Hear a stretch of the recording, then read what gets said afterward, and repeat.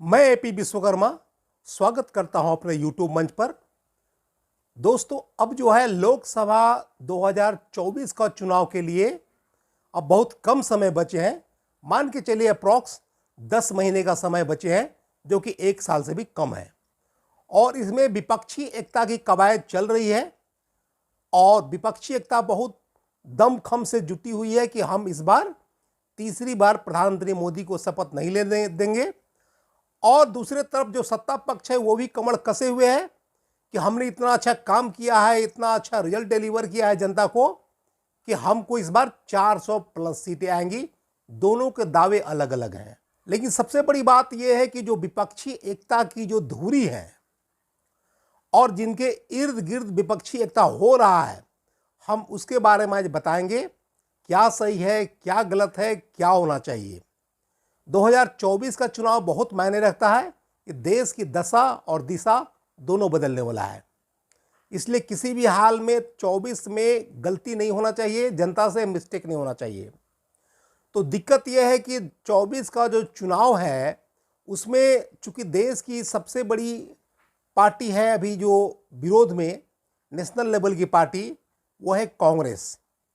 तो ये सबको पता है कि अगर कोई ऑल ओवर इंडिया बेसिस पर अगर बीजेपी को टक्कर दे सकता है तो वो है कांग्रेस। भले ही उसकी स्थिति खराब है, उसको पिछले बार 19 में मात्र 52 सीटें मिली, 52। लेकिन एक बार जान लीजिए कि भारत देश के करीब 12 करोड़ जनता ने उसमें विश्वास जताया है, वोट दिया है। अगर हम परसेंटेज की बात लें तो करीब 20% का वोट जो है कांग्रेस को आया है। और जो रीजनल पार्टियां, क्षेत्रीय छत्रप हैं, वो परसेंटेज में बहुत कम है, नेग्लिजिबल के बराबर है, या वोट का काउंटिंग में भी किसी का भी 1 करोड़ शायद हो या पार हो, किसी किसी का हो सकता है, नहीं भी होगा। तो ये ताकत है रीजनल पार्टियां का। तो प्रॉब्लम ये है कि बहुत सारी रीजनल पार्टियां जैसे ममता बनर्जी हो गए, नीतीश कुमार हो गए, अखिलेश यादव हो गए, या हेमंत सोरेन हो गए, या बहुत सारी पार्टियां जो हैं वो चाहती हैं कि कांग्रेस कम से कम सीटों पर लड़े, मतलब इंडिया में 200 सीटों पर लड़े और बाकी सीटों पर विपक्षी लड़े। लेकिन इसमें क्या होगा कि इसमें कांग्रेस जब कम सीटों पर लड़ेगी तो कांग्रेस मतलब रिजल्ट के पहले ही हार जाएगी। तो किसी भी हाल में कांग्रेस एक बड़ी पार्टी है, कांग्रेस की जिम्मेवारी भी बड़ी है।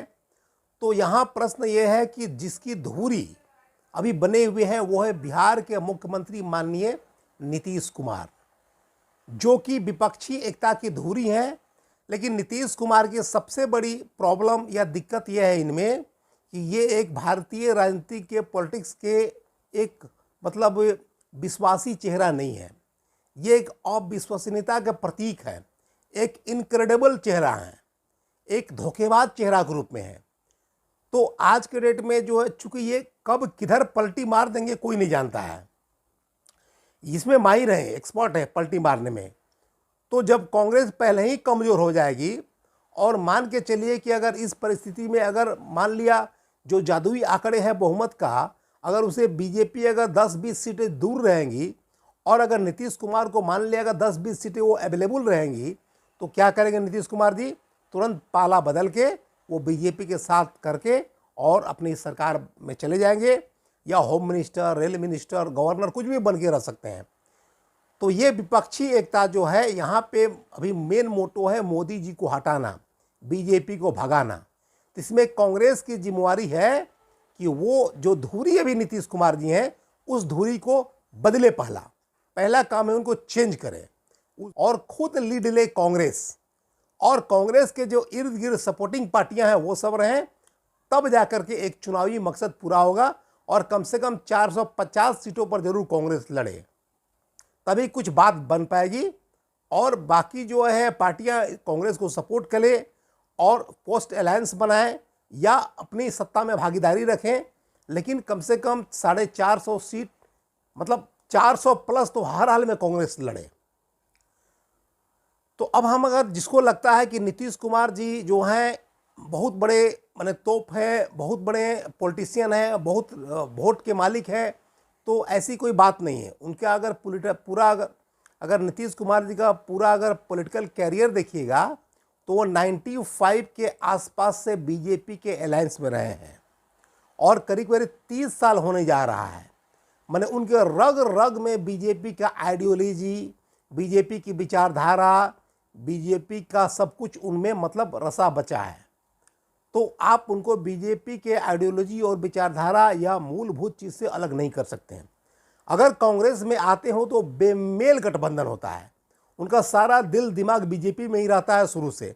वो बीजेपी के बिना बहुत दिन तक अलग नहीं रह सकते हैं, ये मान के चलिए। उनका अच्छा ट्यूनिंग है और बीजेपी का एक माइंडसेट होता है जिससे उनका माइंडसेट मिलता है, इसमें कहीं कोई दिक्कत नहीं है। लेकिन यहाँ कांग्रेस अगर ऐसे चेहरे को आगे करेगी जो खुद विश्वास का प्रतीक नहीं है, अब विश्वसनीयता का प्रतीक है, इनक्रेडिबल चेहरा है, तो आने वाले दिन में अगर बहुमत आ भी जाए कांग्रेस का तो वो सरकार बहुत दिन नहीं चल पाएगी। जैसा कि विधानसभा में होता है, कर्नाटक में हुआ, मध्य प्रदेश में हुआ, या अभी देख रहे हैं मान लिया महाराष्ट्र में हुआ, बहुत सारी सरकारें गिर जाती हैं। तो पहला काम करना है कि नीतीश कुमार जी को वहाँ से उस धुरी से हटाना है, क्योंकि नीतीश कुमार जी एक तरह से सुपर एजेंट हैं बीजेपी के। और नीतीश कुमार का मकसद ये नहीं है कि बीजेपी हारे, बीजेपी हट जाए। उनका मकसद ये है कि बीजेपी मतलब कमज़ोर रहे, वो माने बहुमत के आंकड़े से दूर रहे, वो जादुई फिगर से दूर रहे, ताकि अधिक से अधिक बार्गेन किया जाए उसके साथ, बीजेपी के साथ, और अपने लोगों को सेटिंग किया जाए, बैठाया जाए और खुद भी अच्छे पद पाया जाए। जैसे ही बीजेपी का प्रचंड बहुमत आता है, 303 सीटें या ज़्यादा सीटें, तो दूसरा को भाव क्यों देगी?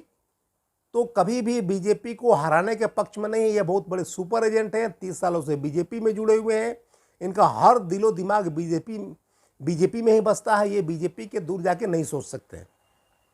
और इनका पॉलिटिकल हैसियत यही जान लीजिए कि आज तक ये कभी भी बिहार विधानसभा में 30 सालों में कभी अकेले चुनाव नहीं लड़े हैं। 95 में समता पार्टी के नाम से इनकी पार्टी थी, जब चुनाव लड़े थे उस समय झारखंड भी इंक्लूड था, तो 324 सीटों में से इनको मात्र 7 सीटें आई, ओनली 7 सीटें आई थी। उसके बाद ये कभी चुनाव नहीं लड़े हैं, या तो आरजेडी के साथ लड़ते हैं या तो बीजेपी के साथ लड़ते हैं। इसके बावजूद भी जो जेडीयू है इनकी पार्टी, वो कभी अपने बल पे सरकार नहीं बना पाई है। इनका जो दी बेस्ट परफॉर्मेंस रहा है 2010 में, जब ये 115 सीट लाए थे जेडीयू का, 91 सीट था उस समय बीजेपी का और 24 सीट था उस समय आरजेडी का। तो सबसे बेस्ट उसके बाद इनका परफॉर्मेंस गिरते रहा है। 15 में इनका आ गया 71 सीट आ गया है जेडीयू का, जबकि जो अलायंस में लड़े थे आरजेडी का उस समय 80 सीट था, उस समय बीजेपी का 53 सीट था। उसके बाद 2020 के चुनाव में आते हैं तो इनका सीट मात्र 43 सीट है। उसके बाद आरजेडी सबसे बड़ी पार्टी है, 2020 की 75 सीट जीती थी, उसके बाद 74 सीट पे थी बीजेपी। तो ये इनका हाल है कि डे टू डे इनका डिटोरेशन हुआ है, कमी हुआ है, और ये अकेले कभी भी बहुमत नहीं ला पाए, ये सच्चाई है। ताकि व्यूअर्स को सब चीज़ पता होना चाहिए। लोग सोचते होंगे बहुत इनके पास वोट बैंक है, बहुत वोटर इनके हैं, बहुत सपोर्टर है, ऐसी कुछ बात नहीं है। ये मेनली कुर्मी के नेता हैं और कुर्मी का 4 से 5% वोट है। अगर मान लिया अगर ये आरजेडी के साथ या बीजेपी के साथ नहीं लड़ेंगे तो इनको बिहार में 10 सीट लाना भी मुश्किल हो जाएगा विधानसभा चुनाव में। अब लोकसभा की बात करते हैं तो लोकसभा की बात में ये मान के चलिए 2014 में पहली बार अकेले चुनाव लड़े थे और सीट आई थी मात्र 2, ओनली 2 सीट्स इनको 2014 के चुनाव में मिला था। उसके बाद ये फिर से आगे 19 के चुनाव लड़े, इसमें 16 सीट पर जीत हासिल हुई और 17 सीट जो है बीजेपी का है। तो उस समय एक अलग तरह का हवा था बीजेपी का, जिसमें इनको इतना सीट जीत गए 16 सीट। इसमें credit goes to Narendra Modi ji, जो पीएम मोदी हैं, धुआंधार प्रचार किए, उस समय एक लहर बनाए, हवा बनाए कि ये जीत गए। बट इनकी असली क्षमता, एक्चुअल क्षमता जो है 2 सीटों की है, जो 2014 में जीते थे। तो ये धुरी बदलने के साथ साथ क्या करना है इनको, मतलब ये इनकी कैपेबिलिटी है। तो ऐसा नहीं कि बहुत इनको वोट बैंक है, ये आरजेडी व बीजेपी के अलावा अकेले चुनाव कभी नहीं लड़ सकते। ये इनको पता है कि इनका अपना वोट बैंक नहीं है। वोट बैंक आज भी या तो बीजेपी को है या तो आरजेडी को है, जो इंटैक्ट वोट मिलता है इनको। दूसरी बात, जहां विकास की बात करते हैं, आज के डेट में जो है बिहार जो है बहुत बड़ा लेबर का सप्लायर है, एक मजदूर का सप्लायर है। मजदूर का सप्लायर मतलब यहाँ पे जहाँ हर स्टेट जो है कल कारखाने लगाते हैं, आईटी का हब बनाते हैं, कोई फिल्म सिटी बनाते हैं, मतलब नए नए बिजनेस का आयाम खोलते हैं, नए नए इंफ्रास्ट्रक्चर डेवलप करते हैं। तो ये क्या कर रहे हैं अभी, हर लोग का जाति का कोड बनवा रहे हैं, ये जाति गणना करवा रहे हैं, जाति जनगणना करवा रहे हैं। मतलब 35 साल से लालू प्रसाद यादव और नीतीश कुमार मिला जुला के रहे हैं और ये जात पात के ही राजनीति की हैं, तो बिहार को ये बिल्कुल गर्त में कर दिए हैं। तो विकास के नाम पर यहाँ जीरो है, कुछ नहीं है। और तीसरी बात, आप ऐसी ऐसी घटना यहाँ होती है जो सुनकर आश्चर्य लगेगा। यहाँ पर देखिएगा तो बोलेंगे कि 1700 करोड़ का पुल भागलपुर में जो बन रहा था सुल्तानगंज में, वो पता चला कि हवा में उड़ गया। फिर जो है दोबारा पुल बना हुआ तो फिर भरभरा के गिर गया पुल। तो 1700 करोड़ 1800 करोड़ का पुल जो है हवा में उड़ जाता है, बह जाता है। जो बाढ़ रोकने के लिए जो बड़ा बड़ा बांध बनाया जाता है वो बोलते हैं कि चूहा कुतर कर खा गया। जो जब्ती होता है शराब वगैरह वो बोलता है कि चूहा खत्म कर दिया या पी गया, कुछ कर दिया। बड़े बड़े लोहा का पुल चोरी हो जाता है, बोलता है कि चोरी हो गया, पुल चोरी हो गया। ऐसी ऐसी आश्चर्यजनक घटनाएं होती है बिहार में जो आपको अपने आप में ताजुब लगेगा। तो ये शो करता है। और क्राइम किस तरह से हो रहा है देख ही रहे हैं, किस तरह का क्राइम हो रहा है, दिनों दिन day to day daily murder हो रहा है, ये हो रहा है, वो हो रहा है। जिस तरह से आनंद मोहन को भी किस तरह से कानून में परिवर्तन करके एक डीएम के मर्डरर को, हत्यारे को भी जेल से बाहर लाए हैं। मैंने छवि पर थोड़ा दाग लगा है। चौथी बात करेंगे, इनका जो है अपना कोई एक तरह से लीडरशिप पैदा नहीं कर पाए। जहां इनके करीब 70-80 लाख सदस्य हैं, मेंबर हैं, उसमें से एक जो सेकेंड जनरेशन का लीडर होता है ये किसी को नहीं बना पाए। धोखा सबको दिए लेकिन अपना सेकेंड जनरेशन का लीडरशिप नहीं बना पाए। अब घोषणा करते हैं कि जेडीयू का लीडरशिप जो है आने वाला दिन में तेजस्वी यादव संभालेंगे। ये तो बहुत दुर्भाग्य की बात है, जिसका मेंबर करीब 1 करोड़ के आसपास जिस पार्टी मेंबर हो, उस मेंबर में विरासत को संभालने वाला कोई लीडरशिप नहीं है। इससे बड़ा दुखद बात क्या है। इस तरह से स्वार्थी नेता रहे हैं नीतीश कुमार जी, ये जो हैं मैंने मान के चलिए कि वो एक लीडरशिप भी नहीं पैदा कर पाए। और पांचवा बात करते हैं तो जहाँ तक धोखा देने की बात आई, तो जितने इनके जो टॉप लीडरशिप, चाहे जॉर्ज फर्नांडीज हो या शरद यादव हो, आरसीपी सिंह हो या प्रशांत किशोर हो या बहुत सारे, उपेंद्र कुशवाहा हो, पहले ये सटाते हैं फिर इसको हटाते हैं।